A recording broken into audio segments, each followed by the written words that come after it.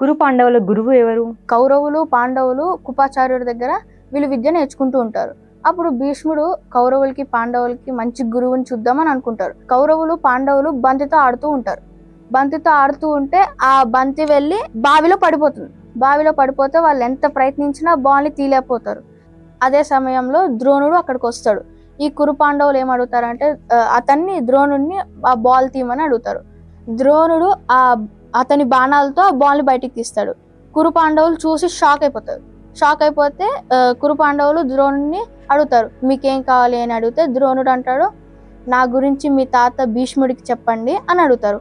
అప్పుడు కురు పాండవులు భీష్ముడి దగ్గరికి వెళ్ళి ఇలా చెప్తారు. అప్పుడు భీష్ముడు ఇమాజిన్ చేసుకుంటాడు, ఓ ఇతను ద్రోణుడు అని అనుకుంటారు. అప్పుడు భీష్ముడు ద్రోణుడి దగ్గరికి వెళ్ళి, నువ్వు కురు పాండవులకి గురువుగా ఉంటావా అంటే ద్రోణుడు కురు పాండవులకి శస్త్ర విద్యలు నేర్పడానికి అంగీకరిస్తాడు.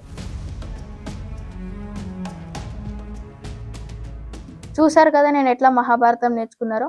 మీరు నాలా నేర్చుకోవాలంటే ఆడండి లిపి.గేమ్. సరే రెడీ అక్క, క్వశ్చన్స్ అడుగుతా. అడుగు. కురు పాండవులు మొదటిగా ఎవరి దగ్గర విలువిద్య నేర్చుకున్నారు? కృపాచార్య దగ్గర నేర్చుకున్నారు. కురు పాండవులు బావిలో పడిపోయిన ఏ వస్తువుని తీలేపోయారు? బంతిని. బావి నుండి బంతిని ఎవరు తీశారు? ద్రోణాచార్య. ఇప్పుడు మిమ్మల్ని కొన్ని క్వశ్చన్స్ అడుగుతా, ఓకేనా? ద్రోణుడు కురు పాండవులతో తన గురించి ఎవరికి చెప్పమన్నారు?